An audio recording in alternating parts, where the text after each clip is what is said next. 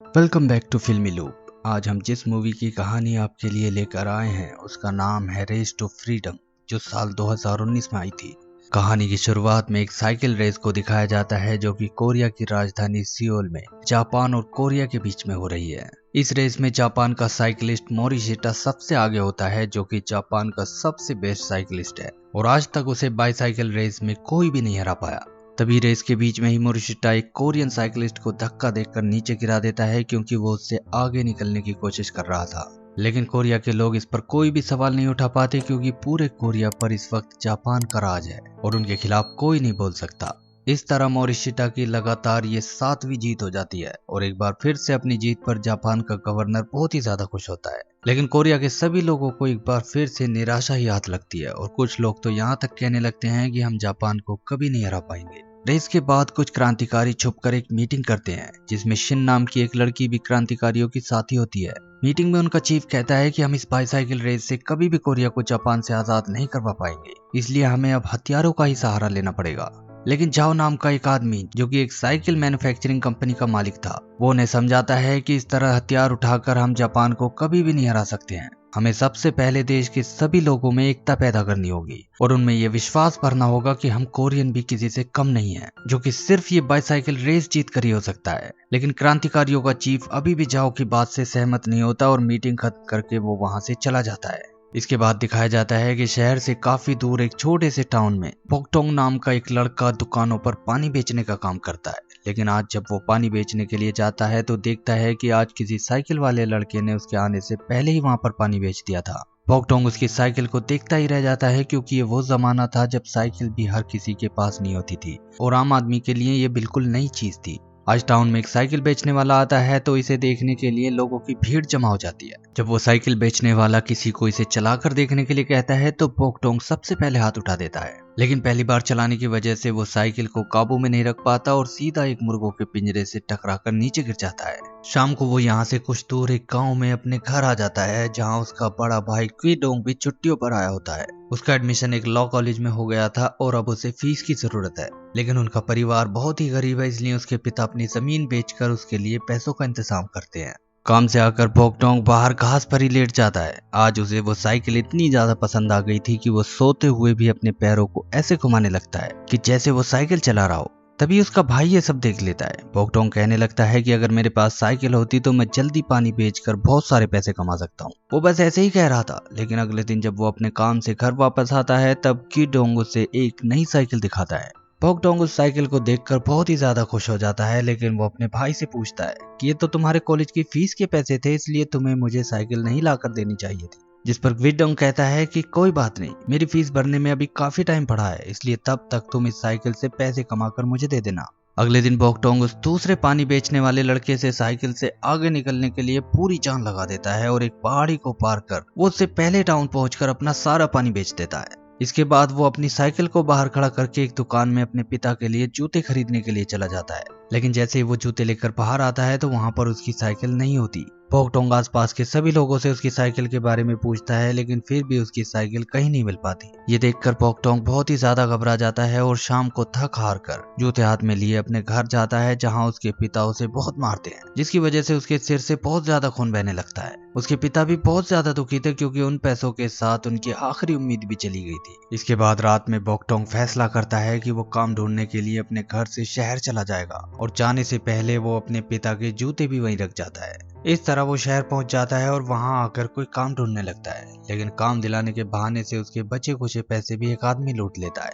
दूसरी ओर गांव में उसका बड़ा भाई मंचूरियन नाम की एक जगह के लिए रवाना हो जाता है, जहां पर एक रेल रोड बन रही है, ताकि वो वहां जाकर काम करके अपनी पढ़ाई और घर का खर्च भी उठा सके। इधर शहर में पोकटोंग को कोई काम नहीं मिल पाता और वो भूखा प्यासा काम की तलाश में भटकते हुए एक स्टेडियम के पास पहुंच जाता है, जहां जापानी कल्चर को बढ़ावा देने के लिए एक प्रोग्राम हो रहा था। अब जो क्रांतिकारी थे वो इसे अच्छा मौका समझकर जापानी गवर्नर को उड़ाने का प्लान बनाते हैं। क्रांतिकारियों में से वो लड़की शिन गवर्नर की स्टेज के नीचे बॉम्ब फिट कर देती है, लेकिन पोकटोंग की बेवकूफी की वजह से उसे वो बॉम्ब स्टेडियम के बीचों बीच फेंकना पड़ता है, जिससे उनका एक साथी मारा जाता है और एक पकड़ा जाता है। लेकिन काफी गोलियां चलाने के बाद भी जापानी गवर्नर बच जाता है। अब शहर में एक जगह पोकटोंग की नजर एक पोस्टर पर पड़ती है, जिसमें एक लोकल साइकिल रेस में जीतने वाले सभी खिलाड़ियों को 100 युआन का इनाम दिया जाएगा। दरअसल ये छोटी सी रेस वही क्रांतिकारी झाओ करा रहा था, जो कि एक साइकिल मैन्युफैक्चरिंग कंपनी का मालिक है। उसने ये रेस इसलिए करवाई थी ताकि वह अच्छे से अच्छे साइकिलिस्ट को ढूंढकर उसे जापान के खिलाफ ट्रेन करे। वह हथियार से नहीं बल्कि साइकिल रेस में जापानियों को हराकर कोरिया के लोगों में देशभक्ति की भावना जगाना चाहता है, और इसे ही वो कोरिया की आजादी के लिए सबसे अच्छा तरीका मानता है। पोकटोंग भी ये रेस जीतकर सिलेक्ट हो जाता है और जाओ उसे अपने कैंप में ले आता है, जहां पहले ही और भी कई खिलाड़ी होते हैं, लेकिन जाओ को पोकटोंग में एक उम्मीद नजर आई थी, क्योंकि वो रेस में पहले गिरने के बावजूद भी बिल्कुल ही एक तरफा जीत गया था।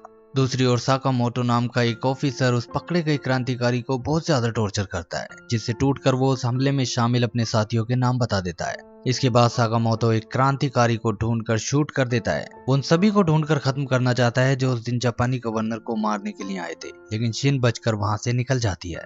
अगले दिन जब पोकटोंग और बाकी के लोग रास्ते में साइकिल ट्रेनिंग कर रहे थे, तभी वहां पर कुछ जापानी सोल्जर आ जाते हैं। उनमें से एक सोल्जर झाओ से कहता है कि क्या तुम्हारे पास इन्हें ट्रेनिंग देने की कोई परमिशन है। झाओ ने परमिशन लेटर दिखा देता है, लेकिन वो सोल्जर उस लेटर को फेंक देता है और झाओ को एक थप्पड़ मारते हुए कहता है कि तुम चाहे कितनी भी कोशिश क्यों ना कर लो, कोरिया हमेशा जापान से नीचे ही रहेगा। इस पर क्रांतिकारी झाओ को गुस्सा तो बहुत आता है, लेकिन फिर भी वो अपने गुस्से को पी जाता है, क्योंकि इस वक्त अगर वो कुछ भी करता तो जापान को साइकिल रेस में हराने का उसका सपना सपना ही रह जाता। अब कैंप के एक दूसरे लड़के के कहने पर पोकटोंग रात को उसके साथ कैंप के बाहर गुंडे मवालियों के बीच चला जाता है, लेकिन झाओ को उसकी इस गलती का पता लग जाता है और अगले दिन वो पोकटोंग को कैंप से बाहर निकाल देता है। पोकटोंग कहता है कि वो आज के बाद ऐसा कुछ नहीं करेगा, जिसके बाद झाओ उसे फिर से अपने पास रख लेता है, लेकिन उसकी इस गलती की झाओ उसे बहुत कड़ी सजा देता है।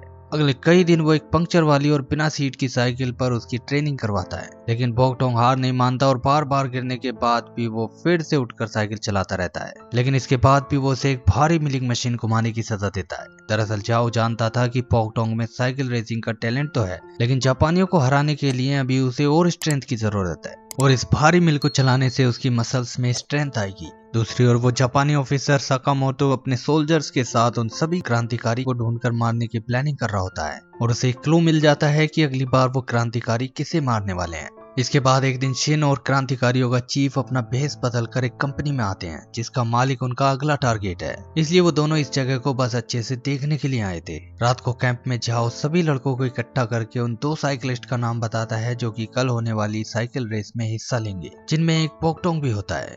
अगले दिन रेस में जापानी साइकिलिस्ट मोरिशिटा सबसे आगे था, लेकिन जैसे ही पोकटोंग उसे आगे जाने की कोशिश करता है तो मोरिशिटा उसे धक्का दे देता है, जिसकी वजह से पोकटोंग अपना बैलेंस खोकर मोरिशिटा से काफी ज्यादा पीछे रह जाता है। ऊपर बैठा जापान का गवर्नर कोरिया के साइकिलिस्ट का बहुत मजाक बनाता है, लेकिन कोरियन गवर्नर उसे कुछ नहीं कह सकता था। लेकिन पोकटोंग आज पूरी जान लगाकर साइकिल को चलाने लगता है। सारे जापानी साइकिलिस्ट उसे मोरिशिटा के पास जाने से रोकने की पूरी कोशिश करते हैं, लेकिन फिर भी वो उसे रोक नहीं पाते और सेकंड से भी कम फासले से पोकटोंग मोरिशिटा को हरा देता है। सभी लोग पोकटोंग की इस जीत पर बहुत ज्यादा खुश होते हैं, क्योंकि आज कोरिया ने पहली बार इस रेस को जीता है। कोरिया के गवर्नर के चेहरे पर भी आज पहली बार मुस्कुराहट होती है, और झाओ तो ऐसे खुश था जैसे जापान के खिलाफ उसने आधी जंग जीत ली हो।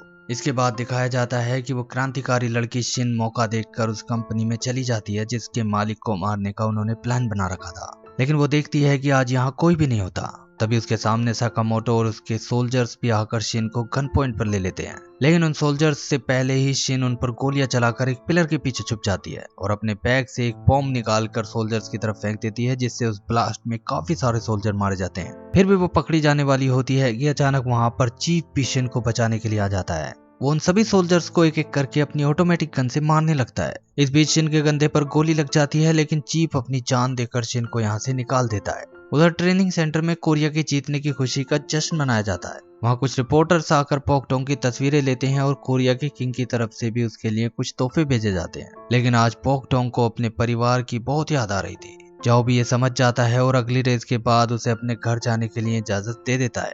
तभी जख्मी हालत में वहाँ शिन आ जाती है, जिसे पोकटोंग की मदद से अंदर ले जाकर जाओ उसके जख्मों का इलाज करता है और चीफ की मौत की खबर सुनकर फूट फूट कर रोने लगता है। इसके बाद पोकटोंग पीछे मुड़कर नहीं देखता और अगली कई रेस में भी उसे कोई नहीं हरा पाता।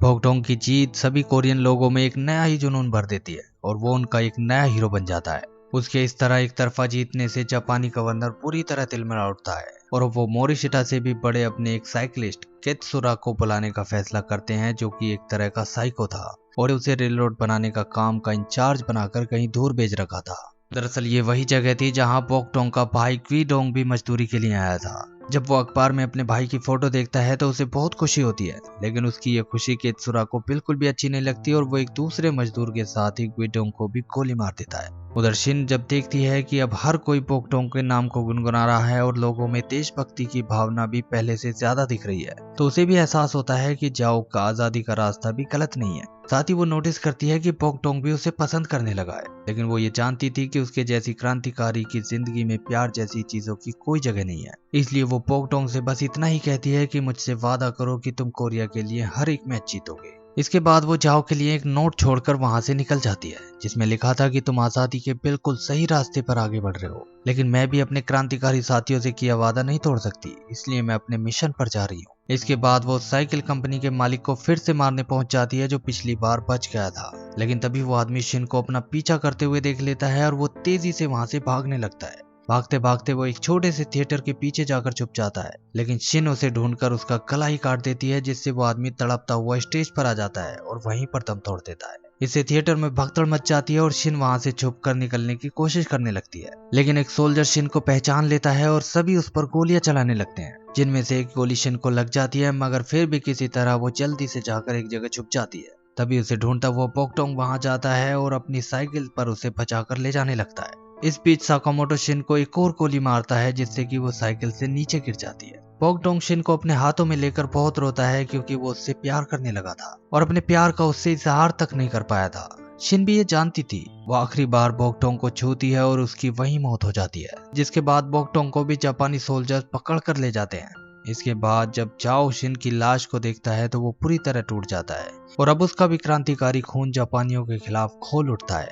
उधर जापानी मीटिंग में गवर्नर और बाकी के मेंबर प्लान बनाते हैं कि वो पोकटोंग को मारेंगे नहीं, क्योंकि अगर उन्होंने ऐसा किया तो यह आग में घी डालने वाला काम होगा। इसलिए पहले वो लोग पोकटोंग को अगली रेस में हराएंगे, जिससे कि कोरिया के लोगों की एकजुटता और हिम्मत फिर से टूट जाएगी। इसलिए वो जापान के सबसे अच्छे साइकिलिस्ट केत्सुरा को बुला लेते हैं और पोकटोंग को जेल में मार मार कर उसकी हालत इतनी खराब कर देते हैं, जिससे वो ये रेस किसी भी हालत में जीत ना पाए। दूसरी ओर जाओ अपनी एक पुरानी संदूक को खोलकर उसमें से एक गन निकाल लेता है और इसे लेकर अगले दिन होने वाली रेस देखने चला जाता है। यहाँ वो उस जगह जाकर खड़ा होता है जहाँ वो जापानी ऑफिसर उससे कुछ ही दूर था, जिसने शिन और उसके दूसरे क्रांतिकारी साथियों को मारा था। पोकटोंग और केत्सुरा के बीच होने वाली इस रेस की खबर गांव में पोकटोंग के पिता को भी लग जाती है और वो भी ये रेस देखने के लिए आ जाते हैं। अब पोकटोंग को रेस के मैदान में लाया जाता है और थोड़ी देर में रेस शुरू हो जाती है। शुरुआत में जानबूझकर केत्सुरा सबसे पीछे चल रहा था, लेकिन जैसे जैसे राउंड कम होते जाते हैं तो वो सबसे आगे चलना शुरू कर देता है। उसने सोचा था कि वो पोकटोंग को आसानी से हरा देगा, लेकिन पोकटोंग भी उसे बराबर की टक्कर देता है और दोनों बाकी के साइकिलिस्ट से एक राउंड आगे निकल जाते हैं। जब आखिरी के 2 राउंड बचते हैं तो पोकटोंग अपना पूरा जोर लगाकर केत्सुरा से आगे निकलने की कोशिश करता है, जिसकी वजह से उसके एक पैर के जख्म से काफी ज्यादा खून बहने लगता है। फिर भी वो तेजी से केत्सुरा के बराबर आ जाता है, लेकिन तभी केत्सुरा उसे धक्का दे देता है, जिसकी वजह से पोकटोंग का कंधा उस ट्रैक वाली दीवार के साथ लगने से उसके कंधे से भी खून बहने लगता है। लेकिन पोकटोंग का ध्यान आज इन जख्मों पर बिल्कुल भी नहीं था। उसके दिमाग में बस शिन से किया वो वादा घूम रहा था कि उसे हर रेस जीतनी है। शिन की मौत ने उसके अंदर जापानियों के खिलाफ इस कदर गुस्सा भर दिया था कि वो अपनी पूरी जान लगाकर साइकिल को और भी तेजी के साथ चलाने लगता है और पीछे रहने के बावजूद आखिरी राउंड में वो केत्सुरा को फिर से पकड़ लेता है। फिनिश लाइन के पास पोकटोंग केत्सुरा से आगे निकलने लगता है तो केत्सुरा फिर से धक्का देकर उसे गिराने की कोशिश करता है, लेकिन इस बार वो दोनों ही साइकिल समेत लड़खड़ाकर दूर जा गिरते हैं। अब जैसे ही हवा में उड़ रही धूल साफ होती है तो सभी देखते हैं कि पोकटोंग उस फिनिश लाइन के दूसरी तरफ गिरा हुआ था, जबकि केत्सुरा लाइन से पहले ही गिर गया था। ये देखकर कोरिया के लोग बहुत ही ज्यादा खुश होते हैं और एक दूसरे के गले लगकर रोने लगते हैं। इस बीच जाओ देखता है कि वो जापानी ऑफिसर साकामोटो वहां से गायब था, इसलिए वो उसे ढूंढने निकल जाता है। अब जीतने के बाद भी पोकटोंग का गुस्सा शांत नहीं हुआ था। जापानियों ने उससे उसका प्यार छीन लिया था, इसलिए उठकर वो अपनी साइकिल को जापान के गवर्नर की तरफ फेंक कर मारता है। ये देखते ही जापान के सोल्जर्स पोकटोंग को गन पॉइंट पर लेकर उसे मारने लगते हैं, लेकिन अब कोरिया के लोगों का गुस्सा आखिरकार खुलकर सामने आ जाता है और कुछ लोग पोकटोंग को बचाने के लिए जापानी बंदूकों के सामने अपना सीना तान देते हैं। इस सब के बीच साकामोटो दूर से ही पोकटोंग को मारने के लिए अपने निशाने पर ले लेता है। वो बस ट्रिगर दबाने ही वाला था कि इतने में ही उसे ढूंढता हुआ जाओ वहां आकर उसे शूट कर देता है। जापानी सोल्जर्स अब उन कोरियन लोगों पर गोलियां चलाने लगते हैं, लेकिन ये देखकर अब पूरा स्टेडियम ही मैदान में कूद पड़ता है। कोरियन लोगों की ये भीड़ उन सोल्जर्स पर टूट पड़ती है और जापानियों को देश छोड़ने के नारे लगाते हुए वो आगे बढ़ने लगते हैं। इस तरह बॉकटोंग की वजह से आजादी की एक बहुत बड़ी चिंगारी भड़क उठती है, जिसे देखकर वो जापानी गवर्नर भी घबरा जाता है। बॉकटोंग अभी भी गवर्नर की आंख से आंख मिलाकर उसे देखता रहता है और इसी के साथ ये मूवी एंड हो जाती है। ये मूवी कोरिया के एक रियल लाइफ हीरो की जिंदगी पर आधारित है, जिसने साइकिल रेस में लगातार जापानियों को हराकर कोरियन लोगों में देशभक्ति और विश्वास जगाया। विश्वास इस बात का कि देश के लोगों की एकजुटता बंदूकों और तलवारों से भी बड़ी ताकत होती है।